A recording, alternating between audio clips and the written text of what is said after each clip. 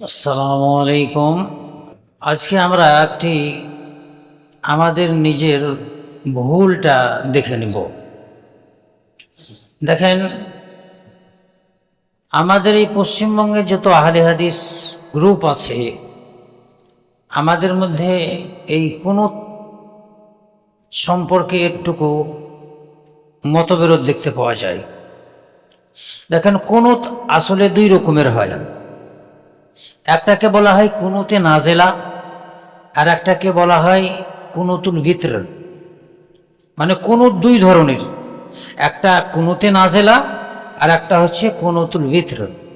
কুনুতে নাজেলা বলা হয় ওই কুনুতকে যেটা বিপদের মুহূর্তে পড়া হয়। মুসলমানদের উপরে বিরোধীদের তরফ থেকে আক্রমণ হচ্ছে, তখন এই কুনুতের মাধ্যমে আপনি আল্লাহর কাছে তার নিষ্কাশন চাইবেন। অনাবৃষ্টি হচ্ছে, মেঘ নেই, পানি নেই, হাহাকার মেচে গেছে পৃথিবীতে, সেই টাইমে আপনি কুনুতের দ্বারাতে আল্লাহর কাছে চাইবেন, ই আল্লাহ আমাদেরকে তুমি বৃষ্টি বর্ষণ করো।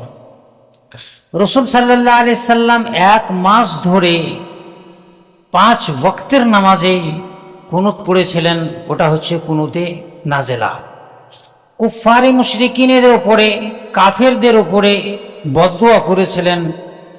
এমন এক মুহূর্ত এসেছিল যখন আল্লাহ রাব্বুল আলামিন পবিত্র কোরআনের আয়াত অবতীর্ণ করলেন, লাইসা লাকা মিনাল আমরি শাই, নবী এই ব্যাপারে তোমার ইন্টারফেয়ার কিছু করা চলবে না। মানে আল্লাহর রসুল কাফেরদের, মুশরিকদের নাম ধরে ধরে নামাজের মধ্যে প্রার্থনা করেছিলেন, আল্লাহ তুমি তাদেরকে হালাক করে দাও, ধ্বংস করে দাও, শেষ করে দাও। শেষ পর্যন্ত আল্লাহ রাব্বুল আলামিন পবিত্র কোরআনে আয়াতই অবতীর্ণ করলেন, লাইসা লাকা মিনাল আমরি শাই, নবী এই 30 আমি তোমাকে দিন, এটা তোমার কথা মতো হবে না। রাসূল সাল্লাল্লাহু আলাইহি সাল্লাম কুনুতে নাজেলা পড়া তারপরে বন্ধ করে দিলেন। কিন্তু হ্যাঁ, এটা আছে, আজও যদি আমাদের ওপরে কোনো বিপদ আসে, অনাবৃষ্টি হয়, প্রাকৃতিক দুর্যোগ আসে, কাফেরদের অত্যাচার আসে, তো সেই মুহূর্তে আমরা কুনুতে নাজেলা পড়ব। বিশেষ করে আমরা মাগরিবের টাইমে এবং ফজরের টাইমে কুনুতে নাজেলা পড়ি। আর একটা হচ্ছে কুনুতুল ভিতর, এটা হচ্ছে এই ভিতর নামাজের কুনুত। দেখেন, এই ব্যাপারে এবার ওলামায়ে কেরামদের বিভিন্ন মত পাওয়া যায়, কিন্তু সব থেকে শ্রেষ্ঠ মত যেটা, সেটা হচ্ছে এই যে কুনুতে নাজেলা যখন আপনি পড়বেন, বদদুয়া করবেন যখন, তো ওই বদদুয়ার কুনুতে আপনি রুকুর পরে হাত তুলে আল্লাহর কাছে প্রার্থনা করবেন। এটা হচ্ছে কুনুতে নাজেলার নিয়ম। অর্থাৎ আমরা যে ভিতর নামাজ পড়লাম এতদিন ধরে, বা 2-3 বছর ধরে যে আমরা এই মসজিদে পড়লাম, এটা কিন্তু কুনুতুল ভিতরের পদ্ধতি নয়। এইভাবে ভিতরের নামাজের কুনুত পড়া হয় না, ঠিক না। এটা হচ্ছে কুনুতে নাজেলার পদ্ধতি। রাসূল সাল্লাল্লাহু আলাইহি সাল্লাম রুকু করতেন, রুকু থেকে উঠতেন, তারপরে ওই কুনুতটা পড়তেন। তাহলে পরে ওটা হচ্ছে কুনুতে নাজেলার পদ্ধতি। হ্যাঁ, কুনুতুল ভিতরের পদ্ধতি কি হবে? কুনুতুল ভিতরের পদ্ধতি হবে রুকুতে যাওয়ার আগে আগে এইটা আমরা পড়ে নেব। এটা হলো সব থেকে সঠিক কথা। আল কুনুত ক্বাবলার রুকু, রুকুর পূর্বে পূর্বে আমাদেরকে এই কুনুতটা পড়ে নিতে হবে। তাহলে পরে এটা হচ্ছে কুনুতুল ভিতর। আর একটা কথা আপনাদেরকে বলি, কি দেখেন, আমাদের মধ্যে যে কুনুতটা চালু আছে, এটা কিন্তু হাদিস মতে রাসূল সাল্লাল্লাহু আলাইহি সাল্লামের শিক্ষা দেওয়া কুনুত। কি এই কুনুতুল ভিতরে আমরা এই কুনুত পড়ব, আল্লাহুম্মা হাদিনি ফিমান হাদাইত ওয়া আফিনি ফিমান আফাইত। আমাদের হানাফি ভাইয়েরা যে কুনুতটা পড়ে, আল্লাহুম্মা ইন্না নাস্তাঈনুকা ওয়া নাস্তাগফিরুকা ওয়া নু'মিনু বিকা ওয়া নাতাওয়াক্কালু ওয়া আলাইকা নুসনি, এই ধরনের ইন্না আযাবাকা বিল কুফারি মুলহিক, না এটা আছে। তো এই কুনুতটা কিন্তু কুনুতে ভিতরের দোয়া নয়, কোথাও আপনি পাবেন না, কোথাও দেখাতেই পারবেন না কি এটা কুনুতে ভিতরের দোয়া। হ্যাঁ, হযরতে ওমর থেকে বর্ণিত আছে এই দোয়াটাকে তিনি কুনুতে নাজেলা হিসাবে গ্রহণ করছেন। কুনুতে নাজেলা কাকে বলা হয়? কাফেরদের জন্য বদদুয়া করার জন্য। আপনি ওই দোয়াটার শেষে দেখেন, ইন্না আযাবাকা বিল কুফারি মুলহিক, অবশ্যই তোমার আযাব কাফেরদের উপরে অবধারিত হবে, পতিত হয়েই থাকবে।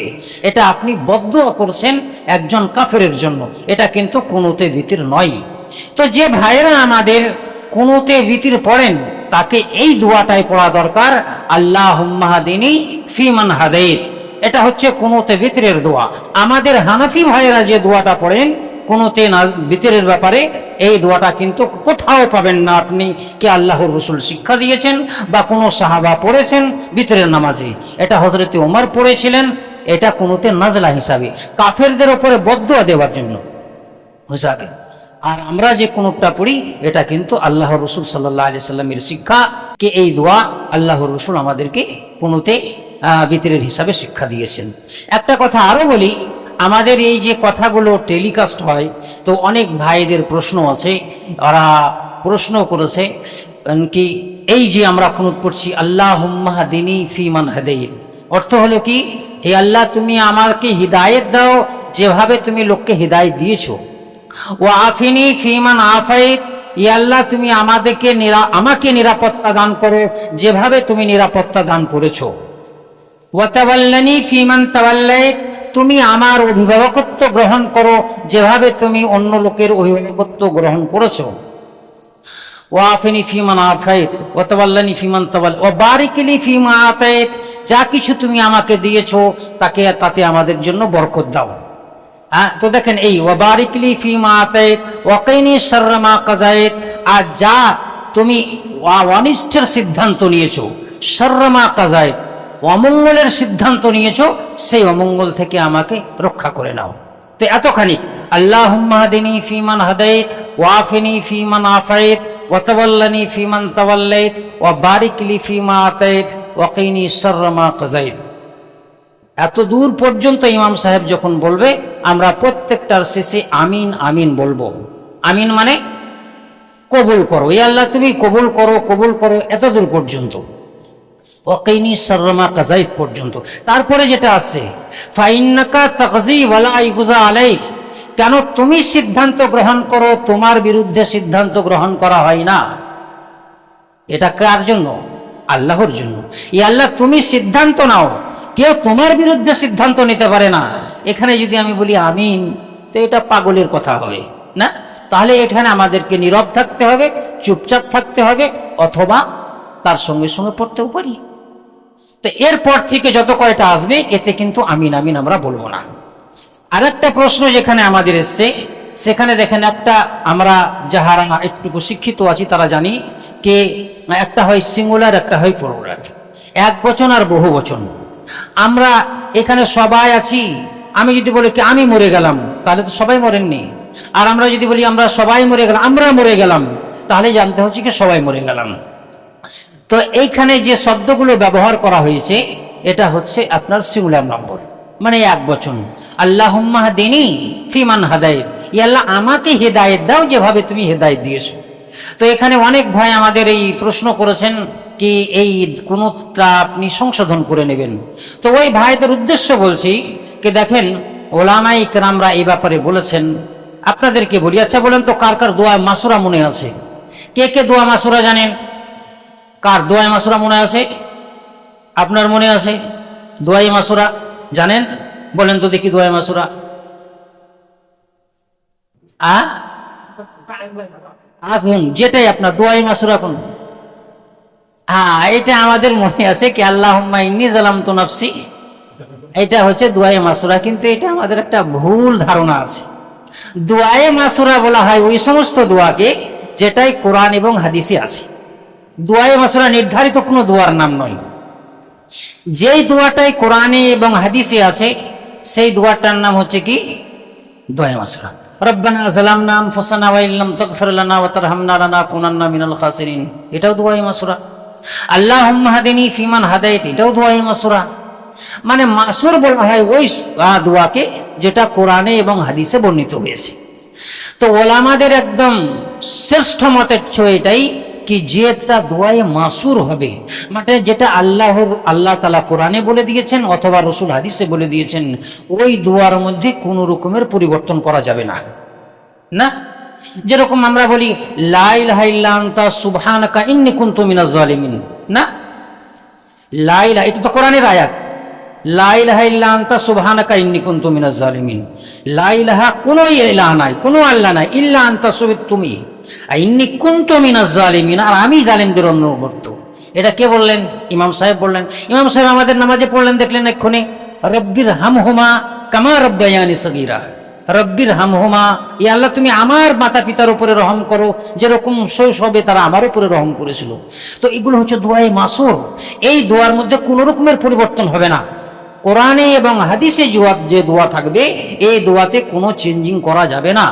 আল্লাহর রাসূল সাল্লাল্লাহু আলাইহি সাল্লাম একজন সাহাবীকে শিখিয়ে দিলেন একটা দোয়া, ইযা আওয়াইতা ইলা ফিরাশ, যখন তুমি তোমার বিছানায় আশ্রয় নিবে, তখন তুমি ডান কঠে শুয়ে এই দোয়াটা পাঠ করবে। আর একটা দোয়া শিখিয়ে দিলেন, ওই দোয়ার শেষে যে শব্দটা আছে, ও আমানতু বিনবিয়িকাল্লাযী আরসালতা, ও আমানতু বিনবিয়িকাল্লাযী আরসালতা, দোয়ার শেষে এটা শব্দ কি আমি তোমার ওই নবীদের উপরে ঈমান আনছি যাদেরকে তুমি পাঠিয়েছো। সাহাবীকে বললেন, আচ্ছা তোমাকে যে দোয়াটা আমি শিখালাম সেটা রিপিট করো তো আমার সামনে। সে আবার পড়তে আরম্ভ করলো, পড়তে পড়তে যখন এই স্থানে পড়লো শেষে, ও আমানতু বিনবিয়িকাল্লাযী আরসালতা, তখন তিনি বলে দিলেন সাহাবী, ও আমানতু বিরাসূলিকাল্লাযী আরসালতা। আল্লাহর রাসূল বললেন, না, এটা হবে না, ও আমানতু বিনবিয়িকাল্লাযী আরসালতা, রাসূলিকাল্লাযী নয়। যাক, ওলামারা এর একটু ব্যাখ্যা করেছেন, কিন্তু যাই ব্যাখ্যা করুক না কেন, সব থেকে উত্তম এবং উৎকৃষ্ট মত হচ্ছে এটাই যে আপনার মাসুর দোয়াতে, কোরআন এবং হাদিসের দোয়াতে কোনো রকমের পরিবর্তন করা যাবে না। এটাই ইবনে হাজার রহমতুল্লাহ আলাইহি নিজের মানে পুস্তক ফাতহুল বারি সহিহুল বুখারীর শরাতে এটাই উল্লেখ করেছেন। এটা সব থেকে উত্তম মত। তো যাই হোক, কোরআন এবং হাদিসে যে দোয়াগুলো আছে ওই দোয়ার মধ্যে কোনো পরিবর্তন করা যাবে না। আর দ্বিতীয় কথা, আমরা আগামী দিন থেকে আমাদের ইমাম সাহেবকে বলেই দেব কি আমরা কুনুতে ভিতরে যে পড়বো এটা রুকুর আগে পড়বো, রুকুর পরে নয়। আল্লাহ তাআলা আমাদেরকে যেন সেই তৌফিক দান করেন। আসসালামু আলাইকুম ওয়া রাহমাতুল্লাহ।